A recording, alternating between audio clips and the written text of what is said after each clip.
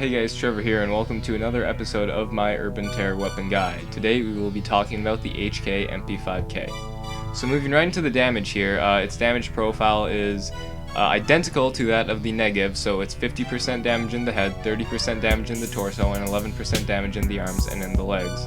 And if we move on to if you're wearing a helmet in Kevlar, you'll get hit in the head for 34% damage, and hit in the torso for 20% damage. So as you can see, this gun is not very powerful, doesn't hit very hard, but it just has a very high fire rate. This fire rate is 600 rounds per minute, and this gun also has a reload time of 2.5 seconds, and now you can see it has the full array of attachments, both the laser sight and the silencer. They don't do too much for the recoil, but I do like to use the red dot sight sometimes just for that little bit of extra accuracy and precision. Okay, so now it's time to talk a little bit about the real life stuff of this gun. So the HK MP5, or Machine Pistol Model 5, is a German-designed 9mm submachine gun. There are over 100 variants of this gun, and the MP5 is one of the most widely used submachine guns in the world, having been adopted by 40 nations and numerous military, law enforcement, intelligence, and security organizations. The MP5 is, there are many variants of it, like I said, and they're used in many different video games, but one of the most popular variants of the MP5 is the MP5K, which was introduced in 1976, and it is a shortened version of the MP5. The MP5 uses a 9x19mm Parabellum cartridge, and it fires at a rate of 900 rounds per minute. Of course, in the game it's 600 rounds per minute, but I've noticed that most guns in the game fire at a rate of fire that is lower than their real-life rate of fire.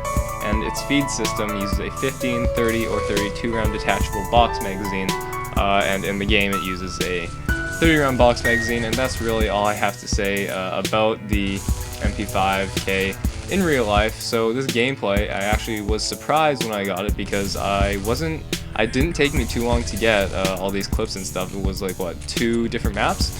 And I don't know, maybe these people were bad and my aim was on, but I found that it was actually quite a fun gun to use, and it was quite good, because it is. When you get killed by it, it says you were spammed by the MP5, and yeah, that's true, because it does. It just puts out bullets at a very high rate, which is actually quite nice. And if you actually can hit these bullets, you will get the kill reasonably fast. However, there are times where I would just like hit the person like 4 or 5 times, but because of the low damage, and I'd be hitting them in the legs or something, it wouldn't really work out, and I actually wouldn't get the kill, and that's kind of annoying when they kill you and you've seen them, you've got the upper hand, like you've got the jump on them, but for some reason they still kill you, and that reason is because, you know, this gun is such a low damage gun, so you really have to catch people unaware, or it's really good for up close, because it does just spray out so many bullets that if you do aim for the head, it only does 50 damage, but it doesn't even really matter, because it just does it so fast, and it just fires so fast that you can still get those kills. So I do like to use this gun as a secondary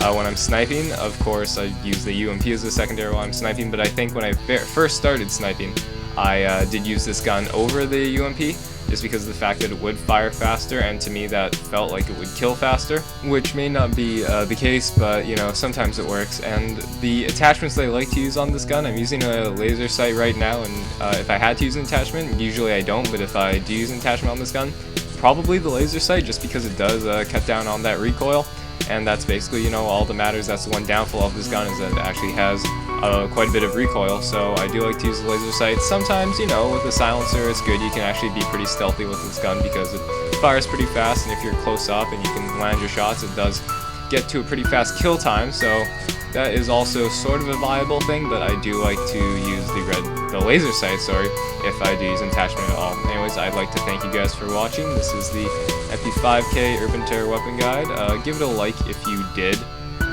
And quickly before you go, before this video ends, I just want to show you this fail curb stomping. I was going to curb stomp this guy, but the ceiling was too high and I couldn't fall down.